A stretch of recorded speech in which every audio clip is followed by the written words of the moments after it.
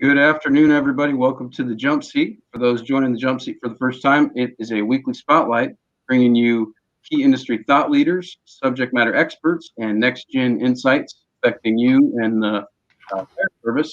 I'm joined here with my co-host, Mr. Dave Durstein. How are you today, Dave? I am great. A little chilly here in Ohio today. I wore the I see cap that. to keep my ears warm. Yep. Actually, I decided to throw this on as a little tribute to a good friend of mine named Jeff Mazza from up in the Boston area. So he's always been sporting a good old beanie cap. So I thought I'd do the same, just in tribute in honor of him today. So Jeff, here's for you, buddy. Hope you're watching. Excellent. So we are here. It's actually episode 4 of the year already. It's gone really quickly, and we've got some good stuff going today. Before that, Dave, I'm gonna send it over to you. What's going on in the fire service today? Yeah, John, there's all kinds of things we could talk about, and so many negative things. There were some fatalities here this week, and I thought I'd actually take something that maybe was a little bit of a downer locally to me, but then put this positive spin to it. So, COVID impacts us all, and unfortunately, we all know somebody who's had COVID. Well, as a local fire department, we were notified here this week of a neighboring department to mine, and a member that's really a guy that's roughly my age, who has come down with COVID. Unfortunately, bad enough it put him in the hospital last week. Found out that his condition was degrading a little bit. And he's been an active member, not only to his local department for probably the last 15, 20 years, but also in the greater fire service region right around us. And so we all know Rudy. Rudy Hofstadter's his name. And so we had heard this week that he actually had also had pneumonia on top of the COVID. And what I love about the fire service, right, is we all heard about it. So what happened last night? Hey, the greater area around us here, the fire department he's a member of is Kidron Volunteer Fire Department. So a lot of the neighboring departments all showed up at the hospital. This is a picture of all the rigs. There was a whole slew of departments represented because Rudy just wasn't getting the attention and love that he's used to. He's a very people-oriented individual. And so the community, in particular the fire service family, showed up to show their support for Rudy and his health and continued recovery back to success. And so you can see a little parade that was organized. They all went through the entire parking lot of the hospital, not only just for Rudy, but for all the many people who are in the hospital and those workers. But they made a special tribute just for Rudy, and the hospital staff let him know, so he was at the window. What's cooler yet is the other neighboring department to mine, the Orville Fire Department, decided it would be actually even better. We'll just bring our ladder in. And since Rudy has been in the hospital and is a big family man, hasn't seen his kids or his wife personally in over a week, they decided it'd probably be worthwhile to lift him up in the platform and take him to the window. So, you know what? This is what I love about the fire service. We all come together to help a brother in need, to help a sister in need. And so kudos to all the men and women at Orville for helping Rudy and his family out. Happy to report that actually in the last week, last night was his best night of sleep. His condition actually improved overnight. So Rudy, we're praying for you, buddy. We want you to get out of the hospital here real soon. Prayers for you and your quick recovery, but an awesome piece there from all in the community. And I share this as it's local to me, and it's important because Rudy's a friend. But at the same token, I know the same thing is happening all over the country. I know it's happening all for emergency responders and other folks. Just keep it up, because the influence of positive motivation really does make an impact on everybody's recovery. So we always get negative, but man, when we're positive, we can do a lot of great things. Finding the light in the darkness, right there, exactly. So very cool, good story there. I was got a quick comment here from Lucas. Hey, Lucas. Welcome. Thanks for saying hey. And for anybody else watching, feel free to chime in the comments as well. But hey, without further ado, we're already at 6 minutes. I am going to switch gears a little bit here. And today we're going to be bringing in our guest. And We did one of these a few months ago, and we're going to do one again today, and that is to introduce everybody. Here he is, to Mr. Ken Ezell, District Sales Manager for this week's edition of Meet the Team. Ken, welcome. How are you? Great. Thanks for having me. You bet.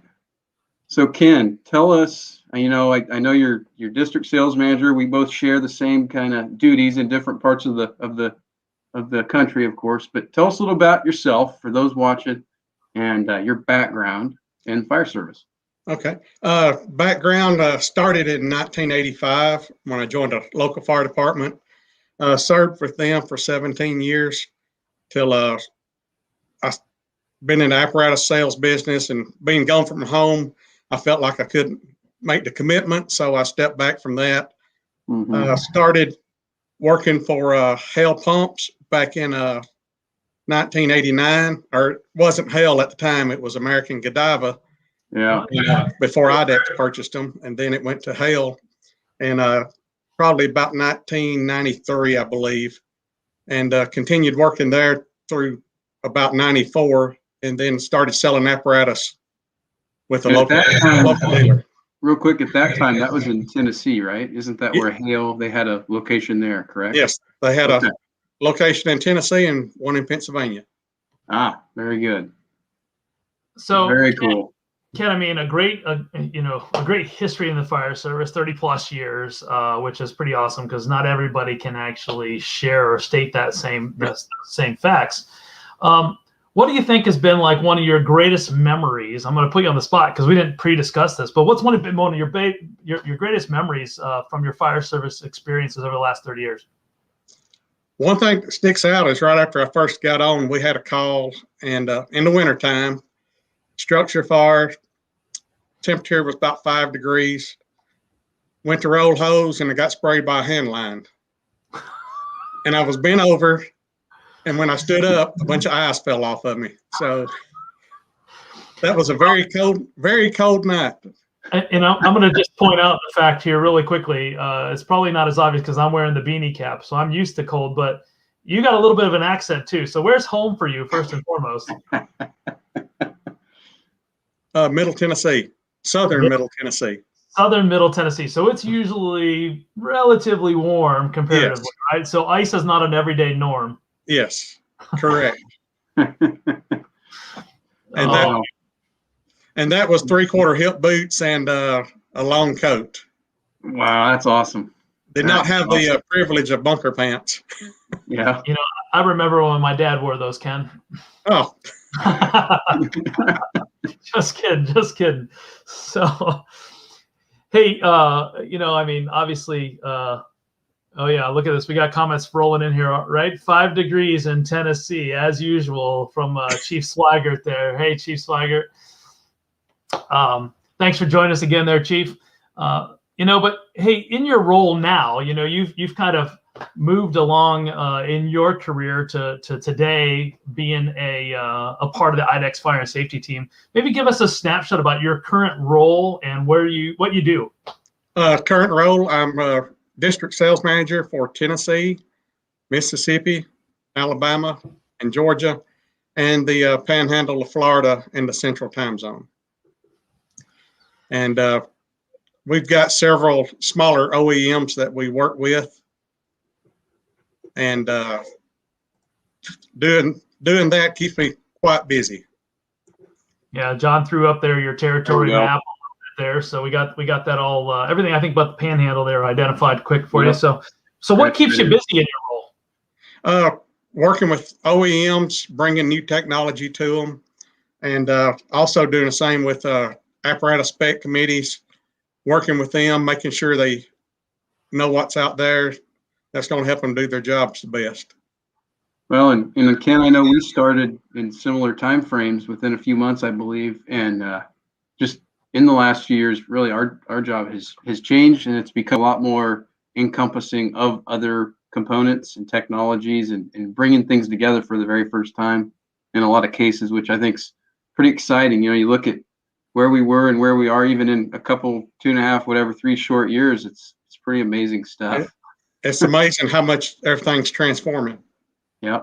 Well, and just as well along those lines, we've because of, well, the last almost year, our jobs did change a little bit, even in how we did our jobs. And thankfully, we're able to start in a way doing what we did before with the traveling, but it's still pretty hit and miss. And we're just having to use tools and technology, and we've done things over virtual meetings that never would have been done before. And honestly, they're starting to go okay. I mean, optimally, we're in person everywhere, but that's just not always a reality in this day and age. So You're right. yeah, we've had to kind of innovate within and maximize our effectiveness when we can't always be everywhere. So pretty interesting year it's been, or they're just short of a year now at this point, but yeah. So, Ken, the other piece is if you look back over your time, this 35 plus years, how's the fire service changed since you started in 1985? Well, I remember the first vehicle we had was a gasoline engine with a 5-speed transmission, manual pump shift, and now Wow. everything's going diesels, automatics, and instead of like the 1,000-gallon-minute pump we had now, pretty much a 2,000-gallon is what everybody's asking for as a standard. And everything's either electric shift or a air shift. Yeah. So, when you think about that, what are the positives from that to the fire service and to apparatus builders and things of that nature? Obviously, you have a big, strong apparatus background. So what are the benefits that have come with that? You can have one apparatus to do more things. Larger pumps will help a lot of departments meet the ISO ratings with fewer apparatus.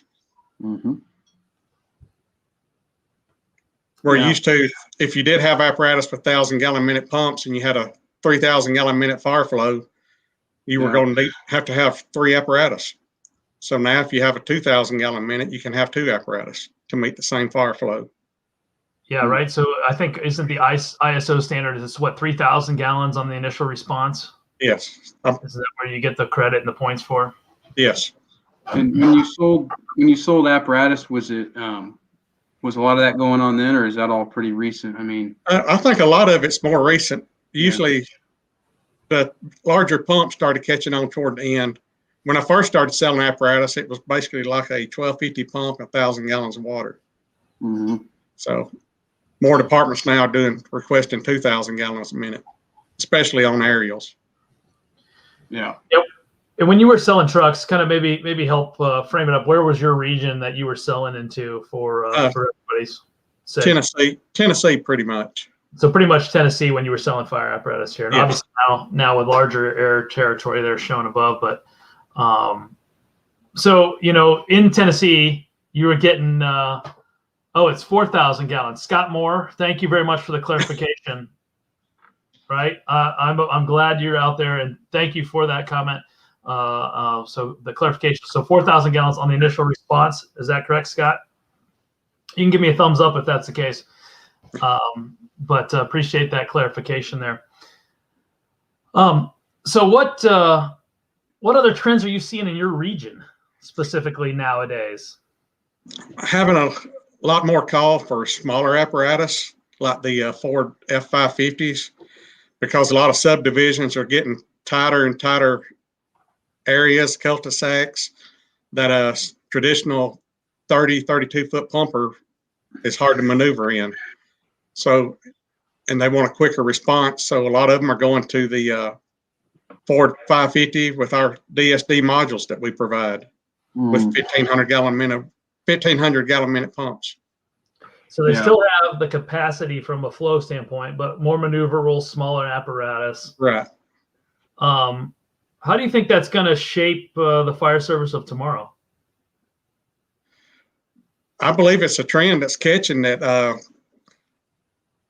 municipalities want their agencies to do more with less. So you got to get multifunctional vehicles. Yeah. Where a lot of smaller agencies used to have EMS truck, pumpers. Now they got to be prepared for one vehicle for everything.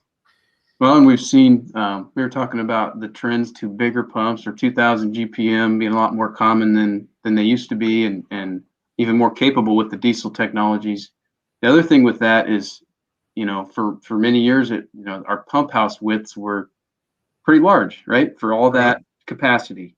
It's a lot of metal. That's a lot of plumbing. That's a lot of, linkage. That's a lot of all those things. And what's pretty exciting is we're seeing 1,500 and 2,000 pumps down at 30, in that low 30-inch pump width, which is unheard of, in previous years. And we're doing that through, a lot of our innovative technologies. The SAM system allows a lot of flexibility with the pump house to maximize that compartment space, shrink that giant metal, hunk that normally you couldn't do anything about. And it's just something that I've seen too, is they're realizing all the time that you can put that pump in that, small of an area and it still works.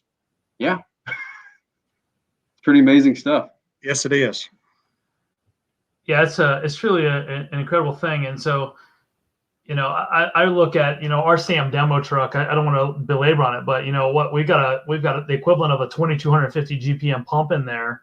That's actually only occupying a 24-inch module space comparatively. So almost, a 50% reduction to other modules that are actually built on trucks every single day with the same capabilities. And so you're right, the technology's changed, as well as I would say apparatus design has improved tremendously in that as well.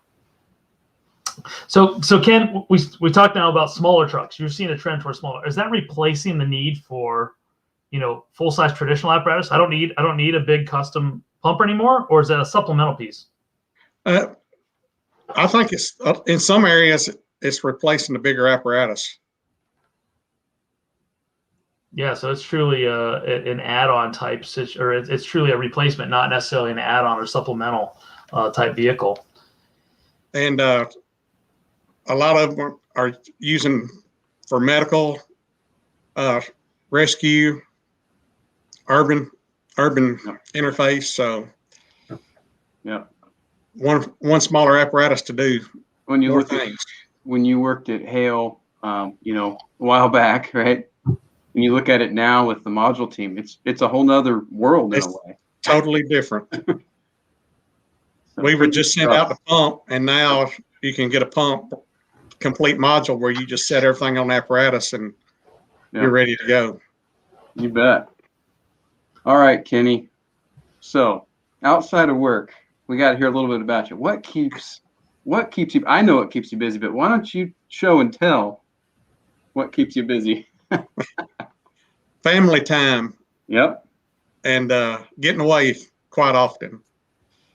So that's what keeps me busy. I envy you.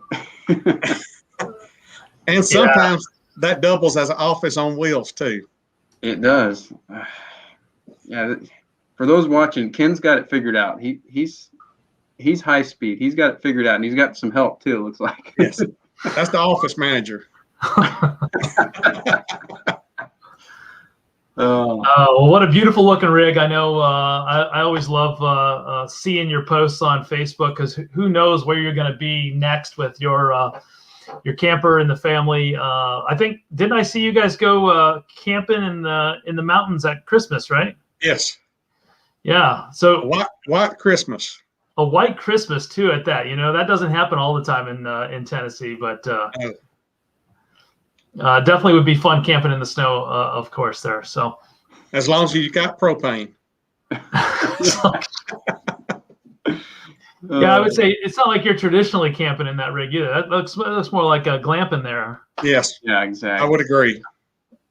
Not roughing it all that much. I've got a friend that says that's not a tent. It's true. I would agree with that. So Ken, anything else we should know? Anything else going on? I know it's been good having you here. It always goes really quickly, which it has again today. But anything else for us, for the people watching, those in the territory? We put your email up there for anybody who doesn't have it. Anything else you could think of? No, if you need anything in my territory, just give me a call. We'll come by for a visit when we're able to. And you need demonstrations, let us know. We'll get with the dealer and we'll flow some water. We'll do apparatus specs. We're here to make your life easier, make your job easier. Absolutely. And, for once again, Ken's contacts are right there at the bottom of the screen. So if you are in the Tennessee, Alabama, Mississippi, and the panhandle of Florida, and you have any needs or even just need expertise within the apparatus world, I know Ken's got a lot of it, and he's more than happy to come help and share his knowledge with you guys. So don't hesitate to reach out to him. You can also hunt him down online at idexfiresafety.com and get more on Ken and his other direct contacts there. Ken, thank you so much for joining us in the jump seat here today. Anything else you want to share with any of our viewers out there as before we jump off today? That's it. Thanks, Ken. Awesome, Ken. As usual, it's great to have you and great to have our guests here. We'll see you again, buddy. Take care. Take care. Y'all. So something a little new that John and I are trying to do here as we go throughout the year is we're going to just try to piece in some other key folks, get to know some other members of our team as well as other teams that are actually out there that can really help support you all in your needs. So this was one of those requests we actually got from you all, and so we love hearing your feedback. So as you're watching, throw your comments in the comment field. You can correct me when I'm wrong. Scott Moore, thank you very much for the correction on the ISO numbers. And that's what we do as a fire service is look out for one another, make sure we all got our ducks in a row. We love hearing from you guys. So feel free to email John or myself if you have ideas, thoughts, or suggestions on things you want to see or want to hear about here on the show. And we'll do our best to try to get them on here. I know Chief Swigert, you actually have sent a couple our way. Just to let you know, I am looking into one of them, hoping to have one of your guests that you've recommended on the show here really, really soon. That being said, John, you got anything else for today? No, I don't. Today was good. Always good to meet our people that may not know our team. So it's good to highlight those. We have a great team here and very good place to be. But yeah, no, that's all I've got for today here on the jump seat. But for those joining, thank you for watching, and please follow us obviously on Facebook and YouTube. We've got several other great guests that we've featured over the last better part of a year now. So check it out, and we appreciate your tuning in. And again, as Dave said, let us know if we can make this place better by bringing in new subject matter experts and insights, because that's what it's all about. And with nothing else, I wish everybody a safe and healthy rest of the week and weekend. And we'll see you guys next time in the jump seat. Take care. 3 o'clock next Friday. Be here. We'll see you there.